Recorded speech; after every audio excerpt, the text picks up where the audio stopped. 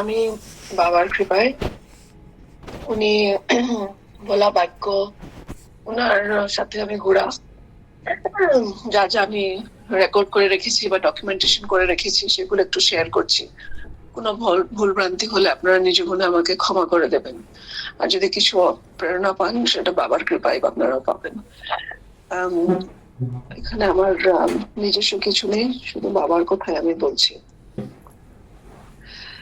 আচ্ছা, গতকালকে আমি যেটা বললাম, একটা 2007 থেকে, তারপর 2021 আর 22, এখন এই সময়টার অন্তর্গত যা যা ঘটনা হয়েছে আমি একটু শেয়ার করবো। আমি 2021-এর কথাগুলো শেষ করে নেই। 2021 জুন মাসে যখন এসেছিলাম, বাবা গীতা রেগুলার পড়ার জন্য খুব জোর করছিলেন। গীতাটা রেগুলার পড়ো, তাহলে জ্ঞান হবে।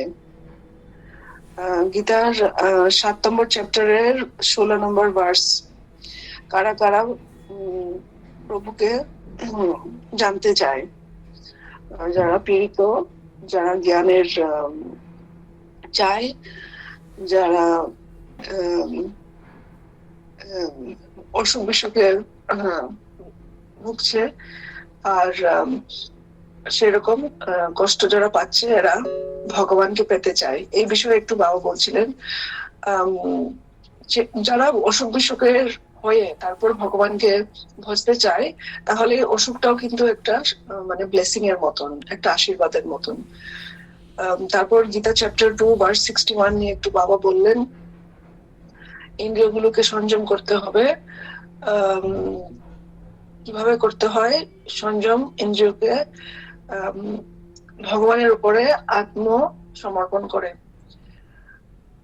আর যে আত্মসমর্পণ করে, ভগবানের উপরে সমর্পণ করে, ইন্দ্রিয় সংযম করে, ওরা বুদ্ধিতে স্থির থাকে। তারপর বাবা জুনে 2021 বললেন, বাসুদেব নামটা কেন হয়েছে? বাসুদেব মানে কি? যে সকলের হৃদয়ে বাস করে, উনি হলেন বাসুদেব, শ্রীকৃষ্ণ। তারপর ওই সময়টা তো বাবা আরেকটা কথা বললেন, যে সবার মধ্যে নারায়ণকে যদি আমরা দেখি, তাহলে আমরা কারো দোষ ধরবো না। যদি সবার, এটা ইংলিশে বললেন, we must see Narayan in everyone, then we cannot criticize others. Do not hurt others and do not be hurt by others, এটা বললেন। তারপর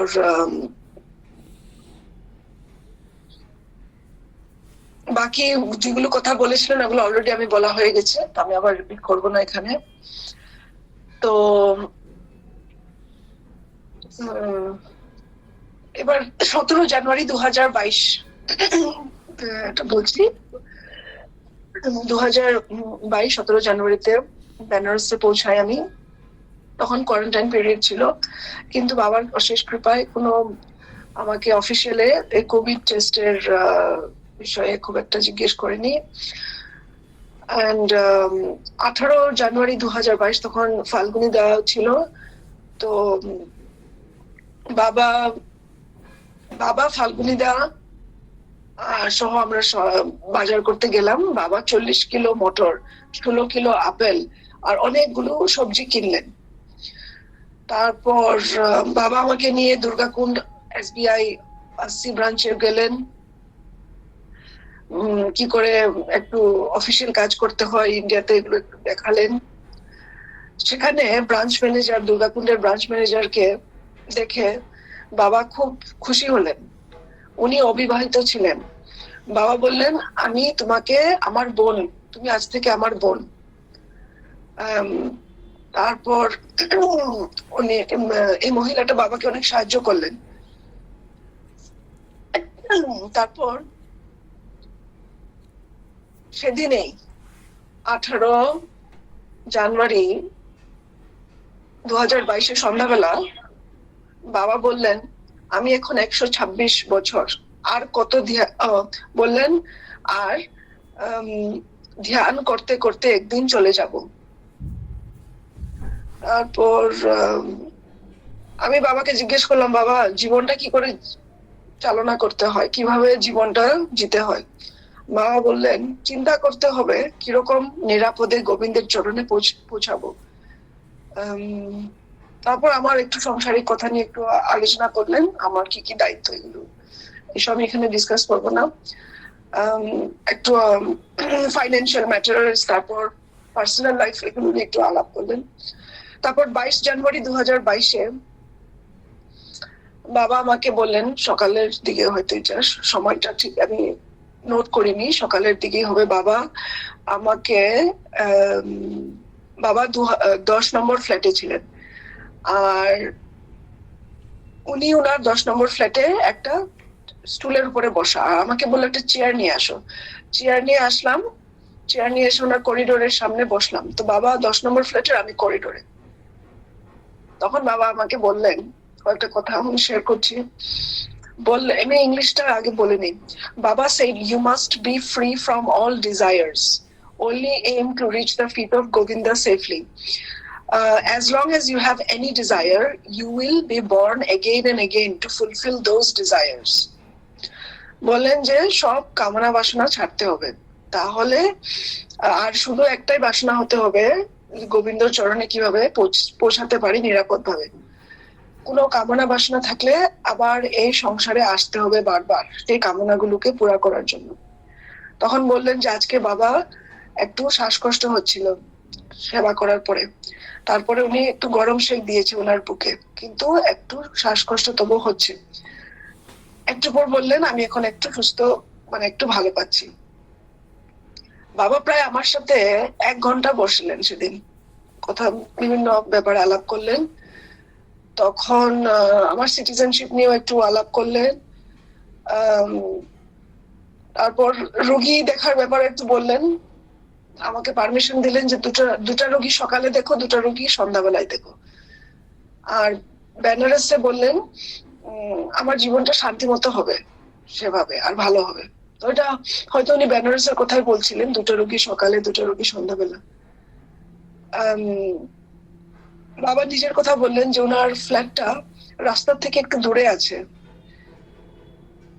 আর তখনই বললেন বাবা যে আমি পেশেন্টস, কিন্তু এই জায়গা থেকে ভালো মতোই দেখতে পারবো, কোনো ডিস্টারবেন্স হবে না।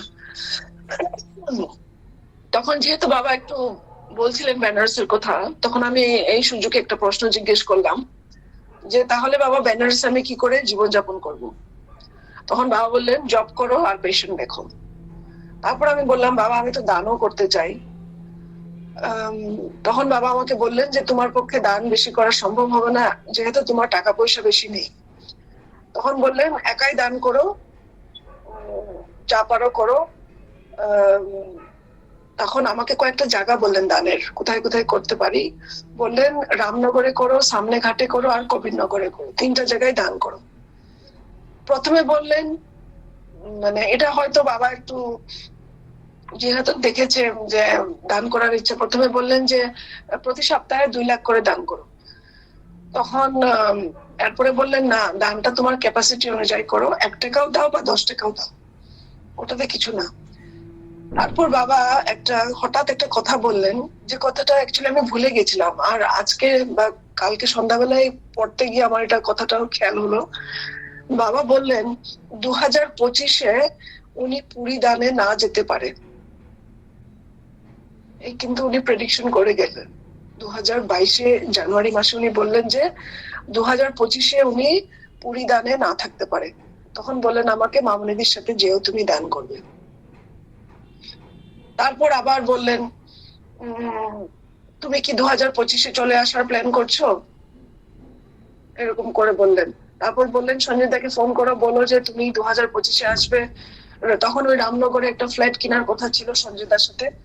বলো যে ফ্ল্যাটটা তাড়াতাড়ি শীঘ্রই কিনতে হবে, বলো যে তোমাকে আসতে হবে এখানে ফ্ল্যাটটা কেনার ব্যাপারে। তখন একটু বললেন, তো এইগুলি আমি অ্যাকচুয়ালি নোট করে রাখা। তারপরে তো চলে গেলাম আমি, আর 25 ফেব্রুয়ারি 2022 আবার আসলাম, সেটা বৃন্দাবন ট্রিপ ছিল। 25 ফেব্রুয়ারি 2022 থেকে 13 মার্চ 2022 এই প্রায় 2 সপ্তাহ আমরা বৃন্দাবনে ছিলাম, সেটা অলরেডি আমি ডিসকাস করে নিয়েছি। বৃন্দাবন যাত্রাটা আমি আবার রিপিট করবো না।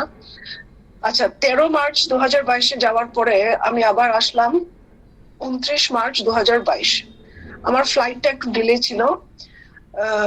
তখন আমি বাবাকে একটু প্রার্থনা করলাম, এই যে ফ্লাইট ডিলে হচ্ছিল তখন, তো বাবার কৃপাতে আমি এসে পৌঁছালাম। তখন বাবা এসেছিলেন এয়ারপোর্টে সঞ্জয়দার সাথে। আর রাস্তার মধ্যে ফেরার পথে সঞ্জয়দাকে বললেন 2টা আপেল কিনতে। 2টা আপেল কিনে আমাকে একটা দিলেন, বললেন যে ধুয়ে খেয়ে নাও। তারপর আমাকে 20 নম্বর ফ্ল্যাটে রেখে বাবা চলে গেলেন চুল কাটতে। তারপর বাবা একটু জিজ্ঞেস করলেন যে আমি বৃন্দাবন থেকে আবার কেন ফিরে আসলাম এত তাড়াতাড়ি। মানে একটু আশ্চর্য হয়ে বললেন, তুমি আবার কেন এসছো এখন এত শীঘ্রই? তখন আমি তখন কিছু উত্তর দিতে পারিনি। তখন বললেন যে we must spend money wisely, it is a West of lot of money, অনেক টাকা ওয়েস্ট হচ্ছে তোমার, সেরকম বাবা বললেন। তারপর যেহেতু আমি হঠাৎ চলে এসেছি, তো আমার পেশেন্ট ছিল অনলাইন পেশেন্ট, তো বাবাকে জিজ্ঞেস করে আমি অনলাইন আমি পেশেন্ট দেখছিলাম 9 নম্বর ফ্ল্যাট থেকে। তো 30 এপ্রিল 2022 তখন মাসিক শিবরাত্রি ছিলেন সেদিন। বাবা তো মাসিক শিবরাত্রি পালন করতেন। তখন সেদিনও একটু আমাকে আলাপ করলেন, সেগুলো সব মানে পার্সোনাল আলাপ, পারিবারিক আলাপ, এগুলো আমি এখানে শেয়ার করবো না। একটা কথা শুধু বললেন, লন্ডনে যা কিছু হচ্ছে, বাবা বললেন তোমার লন্ডনে কি যা কিছু হচ্ছে আমি কিন্তু এখান থেকে দেখতে পাচ্ছি, কিন্তু আমার করার কিছু নেই, যেহেতু তুমি অলরেডি বিবাহিত, আমার করার কিছু নেই, কিন্তু আমি সব দেখতে পাই। তো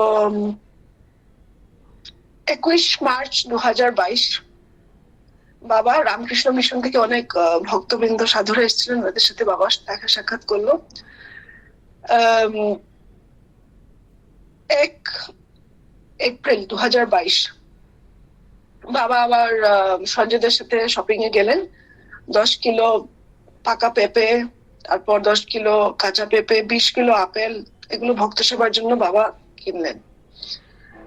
তখন বাবা বললেন ভরা পেটে ফল, খালি পেটে জল। বললেন health is the greatest wealth. সেদিন সকালে একটা আমাকে লিকুইড মেডিসিন দিলেন, 3 চামচ করে দিনে 3 বার খাওয়ার জন্য। কোনো কারণ বলেনি কেন দিচ্ছে, কি ব্যাপার। আমিও তো বলিনি যে আমার কিছু অসুবিধা হচ্ছে, নিজের থেকেই যখন দিলেন লিকুইড মানে একটা ওষুধ, আমি সেবার নিলাম। প্রায় 2 সপ্তাহ পরে আমাকে বাবা জিজ্ঞেস করলেন, তুমি কি বুঝতে পারছো কি হচ্ছে, কিছু তুমি মানে ফিল করতে পারছো তোমার ভিতরে কিছু চেঞ্জ? আমি বললাম না বাবা। তো হয়তো বাবাই জানতেন কি হচ্ছে কি না, তা আমি তো কোনো আমার জ্ঞান নেমে কিন্তু কিছু অনুভূতিও হয়নি কিছু তখন। তো তারপরে আমাকে বিএইচইউ ডিরেক্টর প্রফেসর এসপি মিত্তালের সাথে সাক্ষাৎ করার জন্য বাবা বললেন। আর বললেন যে ওনাকে ডাকো, আমি ওনাকে দেখা করতে চাই।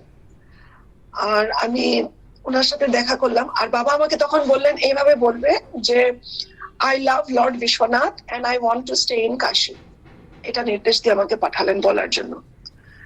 আর বাবা লিফলেট গুলো একটু দিলেন। তারপর সেদিন সন্ধ্যাবেলা বাবা বললেন চিন্তা করার জন্য, যে টাকা এত আয় করে লাভ কি হবে, বেশি টাকা ইনকাম করে কোনো লাভ নেই, আরো 10 বছর পরে ভগবত চিন্তা করতে হবে। তারপর